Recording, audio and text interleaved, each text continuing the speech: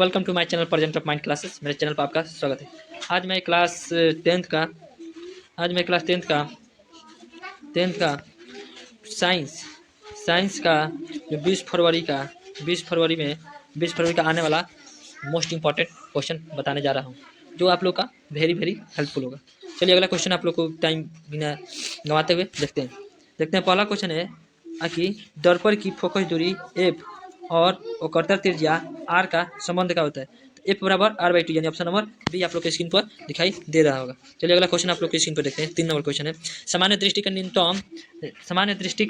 न्यूनतम स्पष्ट न्यूनतम दूरी कितना होता है। स्पष्ट न्यूनतम दूरी कितना होता है, तो 25 सेंटीमीटर, जो ऑप्शन सी में आप लोग को दिख रहा होगा 25 सेंटीमीटर। चलिए अगला क्वेश्चन आप लोग के स्क्रीन पर देखते हैं। चलिए अगला क्वेश्चन है 4 नंबर, श्वेत प्रकाश का कौन सा रंग किस प्रिज्म से गुजरने के बाद सबसे अधिक झुकता है। तो कौन सा रंग सबसे अधिक झुकता है जी, तो आप लोग का कौन सा रंग सबसे अधिक झुकता है, तो आपका लाल रंग होता है जो सबसे अधिक झुकता है। तो लाल रंग होता है जो सबसे अधिक झुकता है। चलिए अगला क्वेश्चन देखते हैं, आप लोग का स्क्रीन बोर्ड पे दिखाई दे रहा है। मानो आँख की रेटिना द्वारा बनाई गई छवि क्या होती है, तो आपका वास्तविक और उल्टा होती है। क्या होती है, वास्तविक और उल्टा, नहीं ऑप्शन नंबर बी। चलिए अगला क्वेश्चन आप लोग देखते हैं। आकाश का रंग नीला प्रतीत होता है, क्यों। आकाश का रंग नीला प्रतीत होता है प्रकाश के प्रकीर्णन के कारण, option number B. Option number क्या होगा, बी सही होगा, प्रकाश के प्रकीर्णन के कारण। चलिए अगला क्वेश्चन देखते हैं, प्रकाश के प्रकीर्णन। अगला क्वेश्चन है आप लोग के स्क्रीन बोर्ड पे 7 नंबर है कि किस दर्पण से वस्तु का प्रतिबिंब बड़ा बनता है। किस दर्पण से, तो अवतल दर्पण से क्या होता है, प्रतिबिंब का जो वस्तु का प्रतिबिंब होता है बड़ा बनता है अवतल दर्पण से। चलिए अगला क्वेश्चन आप लोग देखते हैं। निम्न में से कौन सा लेंस निकट दृष्टिदोष को ठीक करने के लिए उपयोग किया जाता है। निम्न में से कौन सा लेंस निकट दृष्टिदोष को ठीक करने के लिए किया जाता है, तो अवतल लेंस को। कौन सा लेंस, ऑप्शन नंबर सी, अवतल लेंस। चलिए अगला क्वेश्चन देखते हैं। निम्नलिखित में कौन सा उपकरण विद्युत धारा के उपस्थिति में दर्शाता है। निम्नलिखित में कौन सा उपकरण विद्युत धारा की उपस्थिति को दर्शाता है, तो गैल्वेनोमीटर यानी ऑप्शन नंबर ए। चलिए अगला क्वेश्चन आप लोग की स्क्रीन पर दिखाई दे रहा है। दाएं हाथ के अंगूठे के नियम किसने प्रतिपादन किया था, कितने किया, तो मैक्सवेल ने किया, यानी ऑप्शन नंबर डी मैक्सवेल। दाएं हाथ के अंगूठे के नियम कौन प्रतिपादन किया, तो मैक्सवेल ने। चलिए अगला क्वेश्चन देखते हैं। 11 नंबर, विभवांतर के सही मात्रक वोल्ट क्या होता है, वोल्ट, यानी ऑप्शन नंबर ए क्या होता है, वोल्ट। चलिए अगला क्वेश्चन आप लोग के स्क्रीन पर देखते हैं। निम्नलिखित में से किस संयोजन द्वारा प्रतिरोध का मान बढ़ता है।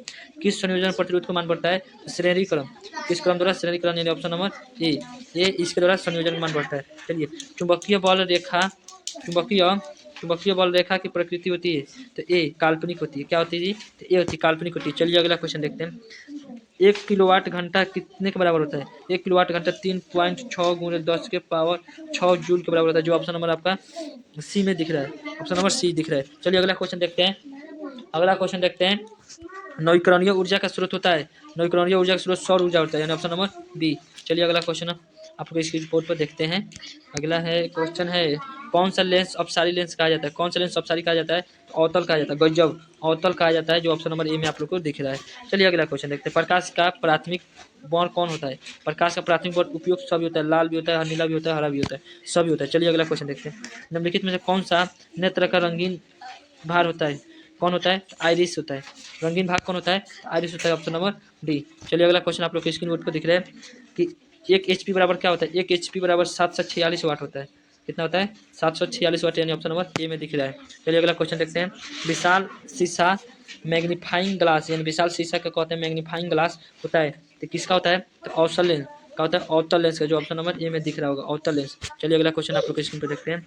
जब किसी तार से विद्युत धारा प्रवाहित होती है तो गतिशील कौन होता है, तो क्या होता है, इलेक्ट्रॉन होता है ना जी। इलेक्ट्रॉन के कारण धारा प्रवाहित होता है, इलेक्ट्रॉन के कारण, जो ऑप्शन नंबर डी में आप लोग को दिख रहा होगा। चलिए अगला क्वेश्चन देखते हैं। एम्पियर का मात्रक होता है, एम्पियर किसका मात्रक होता है जी, आवेश का। किसका होता है, विद्युत धारा का होता है, जो आवेश में होता है, आवेश की, यानी ऑप्शन नंबर बी। चलिए अगला क्वेश्चन ऑप्शन के हिसाब से। निम्नलिखित में कौन सा मात्रक वाट के बराबर होता है, जूल पर सेकेंड वाट को होता है, जूल पर सेकेंड वाट का होता है, जूल पर सेकंड का होता है, वाट का होता है। चलिए अगला क्वेश्चन देते हैं। विद्युत धारा का मात्रक होता है, विद्युत धारा का मात्रक क्या होता है, एम्पियर होता है। क्या होता है, एम्पियर होता है, विद्युत धारा का मात्रक एम्पियर होता है। चलिए अगला क्वेश्चन देखते हैं। ग्लोबल वार्मिंग के लिए उत्तरदायी गैस कौन है, ग्लोबल वार्मिंग के लिए उत्तरदायी गैस कौन है, CO2 है। कौन है जी, CO2। चलिए ऑप्शन नंबर सी। अगला क्वेश्चन देखते हैं। 25 नंबर क्वेश्चन है आप लोग के स्क्रीन। चलिए 26 नंबर क्वेश्चन आप लोग के स्क्रीन बोर्ड पर दिख रहा है। आगे पचना शरीर में भोजन का पचना किस प्रकार की अभिक्रिया है? तो उपचय क्रिया है, उपचयन क्रिया का है, उपचयन उपचयन क्रिया ऑप्शन नंबर ए। चलिए अगला क्वेश्चन आप लोग के स्क्रीन बोर्ड पर दिखा है 27 नंबर। कॉली चूना पर जब जल पड़ता है उसे क्या कर तो वो अभिक्रिया क्या कहलाती है? तो कॉली चूना पर जब जल पड़ता है अभिक्रिया क्या कहलाती है? उसमें छेपी कहलाती है। ऑप्शन नंबर ए आप लोग के स्क्रीन पर दिख रहा होगा। चलिए अगला क्वेश्चन देख रहे हैं। निम्नलिखित में से कौन सा सबसे अधिक अभिक्रियाशील है? निम्नलिखित में सबसे कौन सा अधिक क्रियाशील है? तो Cu जो कॉपर है सबसे अधिक इन लोगों में से क्रियाशील है। चलिए अगला क्वेश्चन आप लोग के स्क्रीन बोर्ड पर दिखाई दे रहे हैं। चूना चूना जल का रासायनिक सूत्र होता है तो CaOH के होल ट्वाइस यानी option number D. Option number D में आप लोग को दिख रहा होगा। ऑप्शन नंबर डी में दिख रहा होगा। चलिए अगला क्वेश्चन देखते हैं आप लोग के स्क्रीन बोर्ड पर। अगला क्वेश्चन आप लोग को स्क्रीन बोर्ड पर देखते हैं। अगला क्वेश्चन आप लोग के स्क्रीन बोर्ड पर है जो 30 नंबर क्वेश्चन है कि कोई विलियन लाल लिटमस को नीला कर देता है। कोई विलियन लाल लिटमस को नीला कर देता है। उसका पीएच मान कितना होना चाहिए? तो ए और बी यानी 11 से 10 होना चाहिए। यानी ए बी दो यानी 10 11 दोनों हो सकता है। चलिए अगला क्वेश्चन आप लोग के स्क्रीन बोर्ड पर देखते हैं। एल्काइन में कार्बन कार्बन के बीच का संयोजन बंधन कहलाता है। एल्काइन में CN2N-2 इसका सूत्र होता है एल्काइन का सूत्र होता है CnH2n-2। इसमें एल्काइन के बीच के बॉन्ड की संख्या कितना होता है? तो ट्रिपल बॉन्ड होता है जी। एल्काइन में ट्रिपल बॉन्ड होता है। क्या होता है? ट्रिपल बॉन्ड होता है। चलिए अगला क्वेश्चन आप लोग स्क्रीन में देखते हैं। ग्लूकोज का आणविक सूत्र तो ग्लूकोज का सूत्र सबको मालूम होगा C6H12O6 होता है। C6H12O6 जो ऑप्शन नंबर ए में दिख रहा है। चलिए अगला क्वेश्चन आप लोग की स्क्रीन पे है। उच्च वसीय अम्ल का सोडियम लवण कहलाता है। उच्च वसीय अम्ल का सोडियम लवण क्या कहलाता है? साबुन कहलाता है। सब्जेक्टिव के लिए भी इंपॉर्टेंट है। साबुन किसे कहते हैं? उच्च वसीय अम्ल के सोडियम लवण को साबुन कहते हैं। चलिए अगला क्वेश्चन आप लोग की स्क्रीन पे। CHO का विक्रियाशील मूलक कहते हैं। CHO का है जिसको हम लोग को कई बार बताया गया कि एल्डिहाइड है यानी ऑप्शन नंबर ए में दिखाई दे रहा है। एल्डिहाइड है बाबू। क्या है? एल्डिहाइड है। चलिए अगला क्वेश्चन। आवर्त सारणी में किस आवर्त में बाएं से दाएं जाने पर परमाणु संख्या क्या होती है? तो बाबू क्या होती है? घटती है। बाएं से दाएं जाने पर क्या हुई? घटती है। वहीं दाएं से बाएं जाए उल्टा तो बढ़ती है। चलिए अगला क्वेश्चन आप लोग के स्क्रीन पे दिख रहे हैं यानी 36 नंबर क्वेश्चन। 36 नंबर क्वेश्चन है आपका। निम्नलिखित तत्व को अधातु गुण के अनुसार बढ़ते क्रम में सजाइए। तो बढ़ते क्रम में सजाइए तो क्या होगा? पहले लिथियम, तब बेरिलियम, तब कार्बन, तब ऑक्सीजन, तब फ्लोरीन यानी ऑप्शन नंबर बी में आप लोग को दिखाई दे रहा है। चलिए अगला क्वेश्चन देखते हैं। सिलिकॉन क्या है? सिलिकॉन एक उपधातु है। VVI क्वेश्चन है। सिलिकॉन का है तो एक उपधातु है। Option number C. चलिए अगला क्वेश्चन देखते हैं। निम्नलिखित में कौन सा विद्युत का धनात्मक तत्व है? विद्युत का धनात्मक तत्व है जो Na है। सोडियम का विद्युत का धनात्मक तत्व है। सोडियम का है तो विद्युत का धनात्मक तत्व है। चलिए अगला क्वेश्चन आप लोग के स्क्रीन बोर्ड पर दिखाई दे रहा है। टिहरी बांध का निर्माण किस प्रदेश में हुआ था? टिहरी बांध का निर्माण किस प्रदेश में हुआ था जी? उत्तराखंड में हुआ था। कहाँ हुआ था? उत्तराखंड में जो ऑप्शन नंबर बी में आप लोग को दिख रहा है। चलिए अगला क्वेश्चन देखते हैं। निम्नलिखित में किस धातु का केरोसिन में डुबाया जाता है? किस धातु को? सोडियम को ना। केरोसिन तेल में किसको डुबाया जाता है? सोडियम पोटेशियम को केरोसिन तेल में डुबाया जाता है। क्यों डुबाया जाता है? सब्जेक्टिव के लिए बहुत इंपॉर्टेंट है। आप लोग इसको देख लीजिएगा। चलिए अगला क्वेश्चन देखते हैं।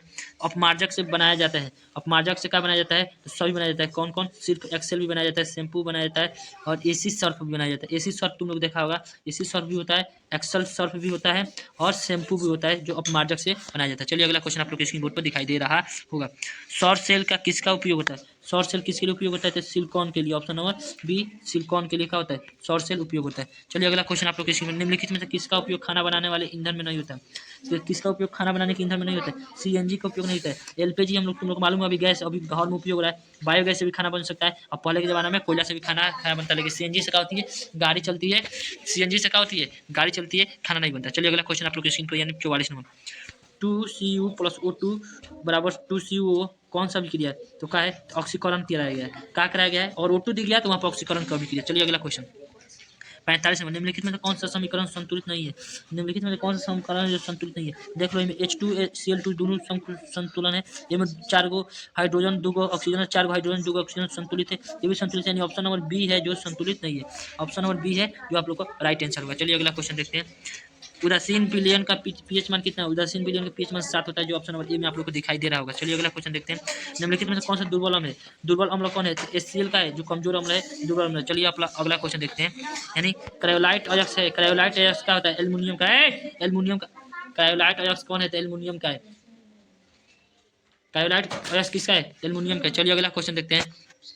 सोडियम पोटेशियम की परमाणु संख्या होता है, पोटेशियम का परमाणु संख्या कितना होता है जी? पोटेशियम का परमाणु संख्या 19 होता है। कितना होता है?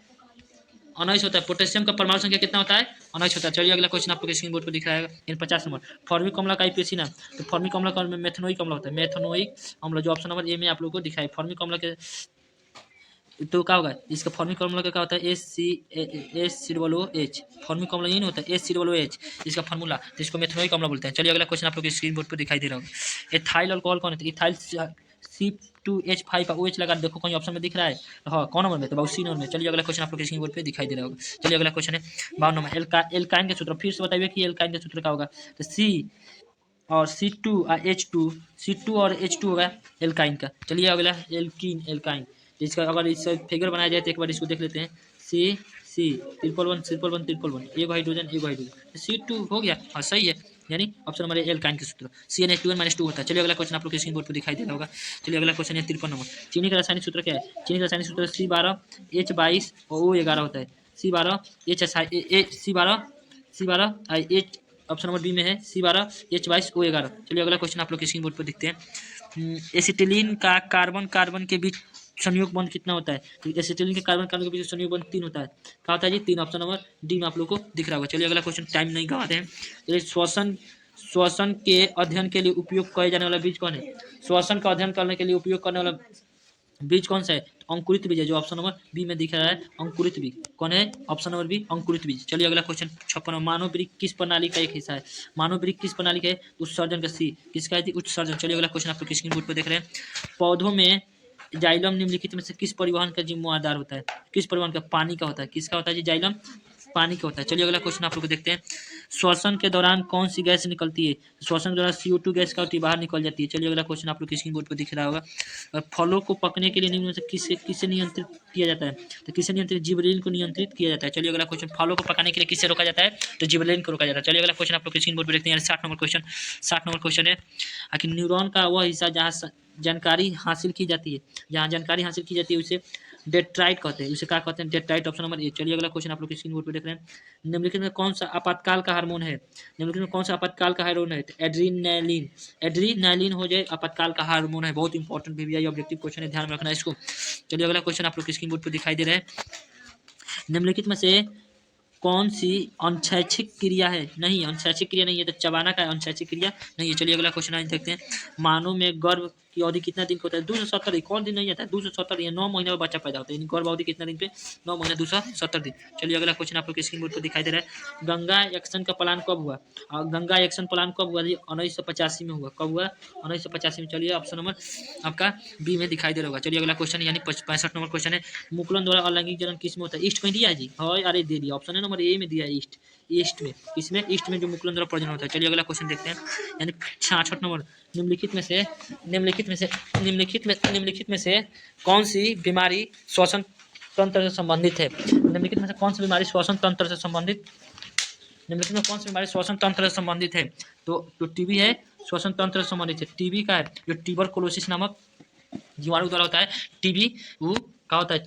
श्वसन संबंधित रोग है, यानी श्वसन से फैलता है। चलिए अगला क्वेश्चन आप लोग स्क्रीन बोर्ड पर दिखाते हैं। मनुष्य और अन्य महामारी जीव निम्नलिखित में किसका पाचन नहीं कर पाता है? किसका पाचन नहीं कर पाता है? तो सेलुलोज, यानी सेलुलोज। ऑप्शन नंबर बी का सेलुलोज को पाचन नहीं कर पाता है। चलिए अगला क्वेश्चन आप लोग के स्क्रीन बोर्ड पर दिखाई दे रहा होगा। ब्रेन हेमरेज का मुख्य कारण क्या है? ब्रेन हेमरेज का मुख्य कारण है हाइपरटेंशन का ब्रेन हेमरेज का मुख्य कारण है हाइपरटेंशन। चलिए अगला क्वेश्चन आप लोग देखते हैं। 69 नंबर। निम्नलिखित में कौन सा परजीवी पादप उदाहरण है? क्या है परजीवी पादप उदाहरण? क्या है? कष्टकुट्टा का है। कष्टकुट्टा का है परजीवी पादप का उदाहरण। चलिए अगला क्वेश्चन आप लोग यानी लास्ट क्वेश्चन, यानी इसके बाद भी है। चलिए यानी 80 का क्वेश्चन है ना। हृदय से रक्त को संपूर्ण शरीर से पंप करने की क्रिया होती है, किसके द्वारा होती है? तो अलिंदों के द्वारा होती है। किसके द्वारा होता है हृदय का संपूर्ण पंप? किसके द्वारा होता है? अलिंदों के द्वारा। चलिए अगला क्वेश्चन हाइड्रिला में एक अलैंगिक जनन होता है, तो किसके द्वारा होता है हाइड्रिला में अलैंगिक जनन? हाइड्रिला में अलैंगिक जनन होता है तो मुकुलन द्वारा, किसके द्वारा? मुकुलन द्वारा हाइड्रिला होता है। ऑप्शन नंबर ए में जो दिया है। चलिए अगला क्वेश्चन आप लोग के स्क्रीन बोर्ड पर दिखाई दे रहा है बाबू। जनन संचालित रोग है, कौन है जनन संचालित रोग? तो अरे सभी है, सिफिलिस, एड्स, गोनोरिया उनोरिया सब है। ऑप्शन नंबर डी, ये बहुत इंपॉर्टेंट क्वेश्चन है, बहुत इंपॉर्टेंट क्वेश्चन है। चलिए अगला क्वेश्चन आप लोग के स्क्रीन बोर्ड पर दिखाई दे। पुष्प का सबसे भारी भाग क्या होता है? पुष्प का सबसे भारी भाग क्या होता है बाबू? पुष्प का सबसे भारी भाग बाह्य होता है, बाह्य, जो ऑप्शन नंबर ए में दिखाई दे रहा है। आप लोग का आंसर एकदम सामने आंखी से दिखाई दे रहा है। चलिए अगला क्वेश्चन, केवल इसको देखना है, अब बिहार बोर्ड में कल छप जाएगा यहीं पेपर। चलिए अगला क्वेश्चन, अगला क्वेश्चन है ब्लड समूह ए का कौन सा एंटीबॉडी होता है? ब्लड समूह ए का कौन सा एंटीबॉडी होता है? तो ऑप्शन नंबर बी क्या होता है? ए, बी। ऑप्शन नंबर सी है जो बी होता है, क्या होता है? बी होता है। चलिए अगला क्वेश्चन आप लोग स्क्रीन बोर्ड पर दिखाई दे रहा होगा।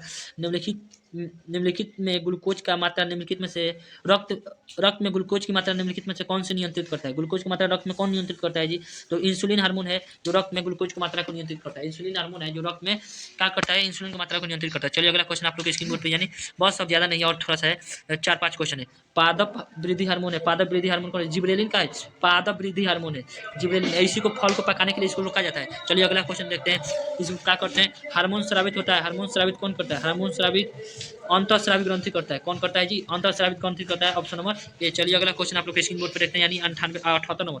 निम्नलिखित में कौन मुख्य गुहा के कितने जोड़े के ग्रंथि पाई जाती है? कितना जोड़ा ग्रंथि पाई जाती है? तो बाबू 3 जोड़ा। कितना जोड़ा जी? 3 जोड़ा। और वीडियो पसंद आए तो चैनल को सब्सक्राइब करें और लाइक करना ना भूलें। चलिए अगला क्वेश्चन है 79 नंबर क्वेश्चन है, एंड्रोजन हार्मोन होता है। एंड्रोजन हार्मोन किससे होता है? तो मेल हार्मोन होता है। का हो जी? Male hormone. जो टेस्टोस्टेरोन हार्मोन होता है ना, जो टेस्टोस्टेरोन वो फीमेल में पाया जाता है, यानी मादा में पाया जाता है।